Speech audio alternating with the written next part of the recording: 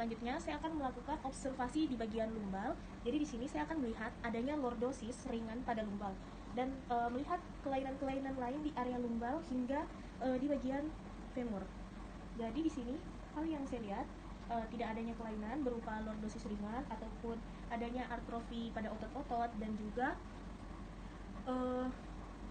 menurut saya sudah aman atau normal. Lalu saya akan melakukan pemeriksaan range of motion dengan pasien. Dipersilakan untuk berbaring. Selanjutnya saya akan membawa pasien untuk berbaring.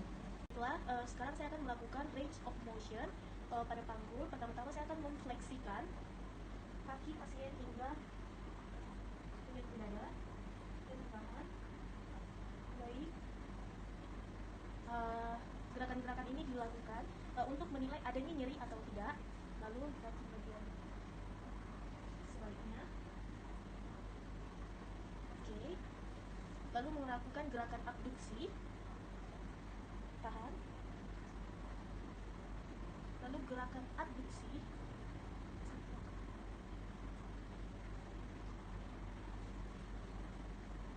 Lalu gerakan rotasi internal dan rotasi eksternal. Permisi Bu, bisa terlentang. Oke. Pasien diharapkan terlentang dan melakukan gerakan ekstensi kaki. Jadi lurusnya, diangkat kakinya, tahan. Oke. Permisi Bu, bisa berbaring atau duduk, silakan. Jadi boleh saya tahu apakah selama kita melakukan gerakan-gerakan tadi apa ada nyeri atau hal-hal lain? Ada. Oke, ada ya. Baiklah, selanjutnya kita akan melakukan pemeriksaan pada lutut pasien. Jadi di sini diharapkan pasien duduk dengan rileks sehingga bagian-bagian otot-otot di kakinya itu lebih rileks, dan kemudian kita akan menilai di bagian lutut. Jadi hal yang pertama kali dilakukan adalah bulge sign atau menekan bagian lutut secara perlahan. Yang kedua adalah melakukan McMurray test atau saya mempersilahkan pasien untuk berbaring lagi. Permisi Bu, berbaring lagi. Lalu mengangkat kaki pasien dan melihat di bagian lutut pasien dan sedikit menekannya. Kemudian kembali mendudukkan pasien. Permisi Bu.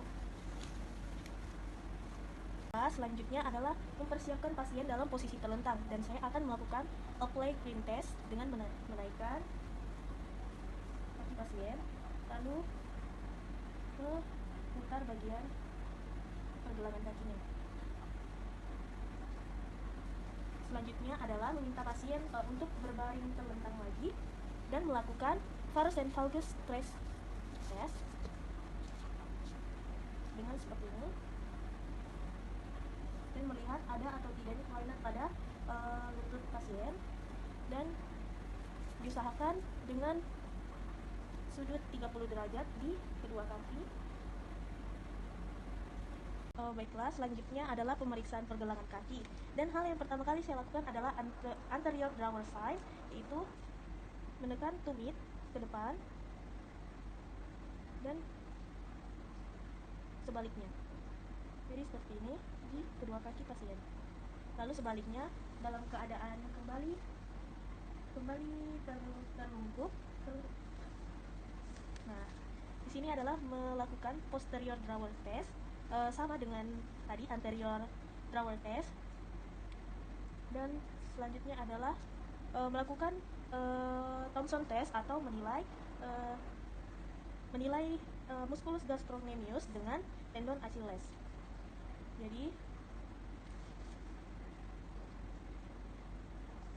sini saya akan menekan bagian gastrocnemius yang nantinya berhubungan dengan tendon Achilles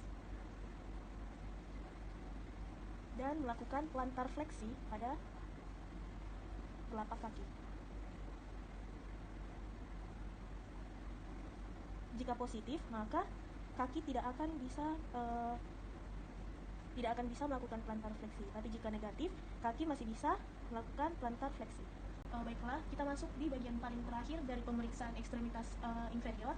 Jadi di sini kita akan melakukan pengukuran panjang tungkai. Jadi dilakukan di area sias sampai ke bagian ujung kaki. Dan saya dapatkan panjangnya sekitar 80 cm. Jadi sampai di sini saja. Alhamdulillah. Assalamualaikum warahmatullahi wabarakatuh.